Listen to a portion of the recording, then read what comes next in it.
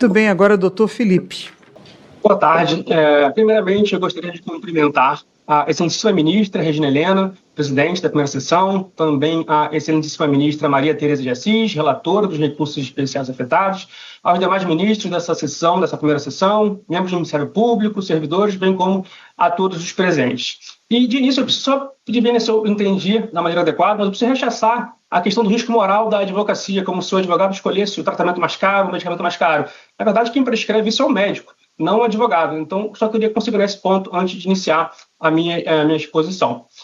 O tema 1.3, ele basicamente visa definir se as demandas de saúde têm conteúdo estimável e seguir a regra do parágrafo 3º, 4º e 5º do CPC, artigo 85, para fixação de honorários, ou se vai seguir, se é uma causa inestimável, vai seguir o parágrafo 8º e 8º-A do CPC.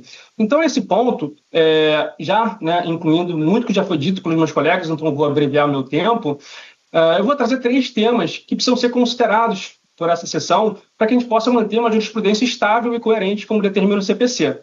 A primeira delas é o tema, novamente, 1076, que naquela oportunidade os votos vencedores, dos ministros que venceram aquele tema, eles trouxeram o conceito de causa inestimável. E é aquela causa que não tem qualquer conteúdo econômico ou patrimonial. E que, já como foi dado aqui de exemplo, são causas, por exemplo, de Estado, como anulação de casamento, divórcio sem partilha de bens, investigação de paternidade, uma ação de guarda, por exemplo. Então, o pedido imediato, a prestação jurisdicional e o pedido imediato, bem da vida pretendido, não tem conteúdo econômico. Essas são causas inestimáveis e foi o parâmetro da Corte Especial dessa Corte Superior.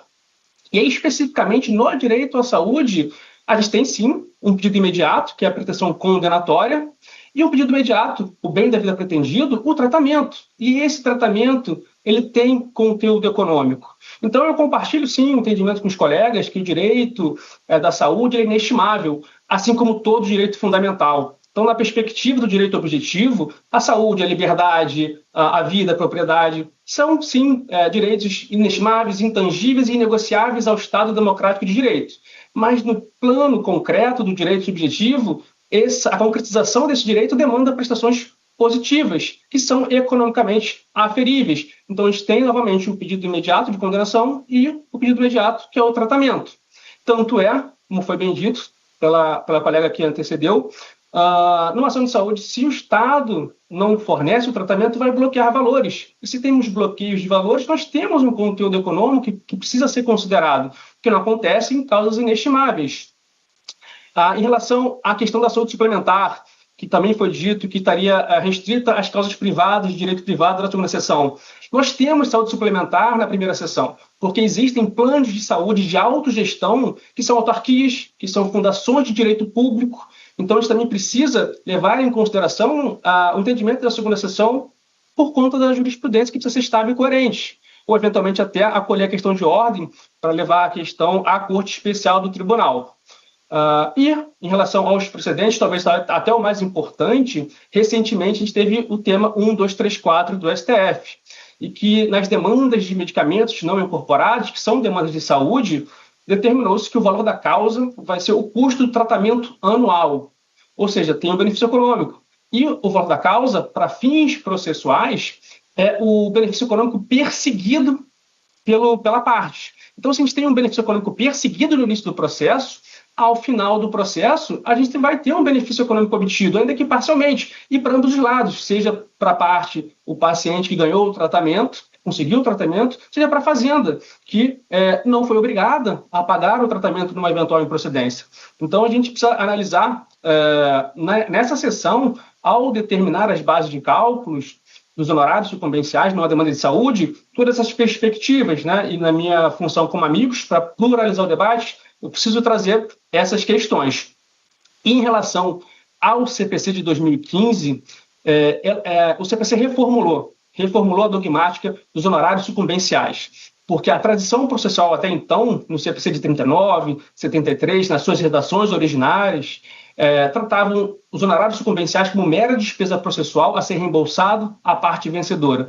Hoje não. O CPC rompeu essa tradição processual, se alinhou ao Estatuto da OAB de 94, ao anterior Estatuto da OAB, à jurisprudência dos tribunais, E os honorários sucumbenciais são um direito autônomo de titularidade da advocacia, com critérios objetivos para a sua fixação.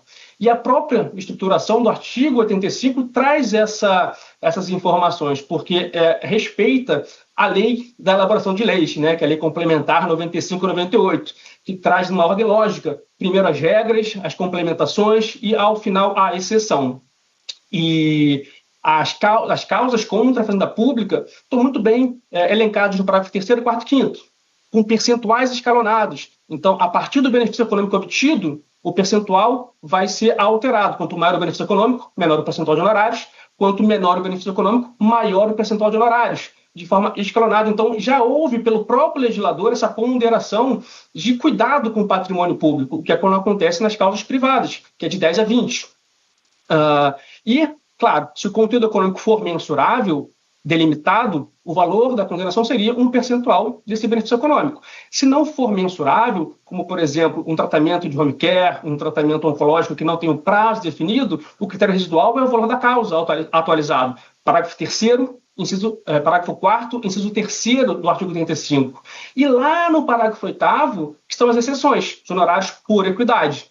E, atualmente, no CPC de 2015, são para regras específicas, para situações específicas, causas inestimáveis, valor da causa muito baixo ou proveito econômico irrisório, que demonstrou o cuidado do legislador em garantir os honorários sucumbenciais como uma prerrogativa da advocacia e impedir, que nem acontecia no código anterior, o vilipêndio dos honorários, porque era muito comum o critério subjetivo do magistrado fixar em causas com conteúdo econômico por equidade, sem parâmetros legais. Então, o legislador teve esse cuidado de preservar os honorários sucumbenciais como um direito do advogado.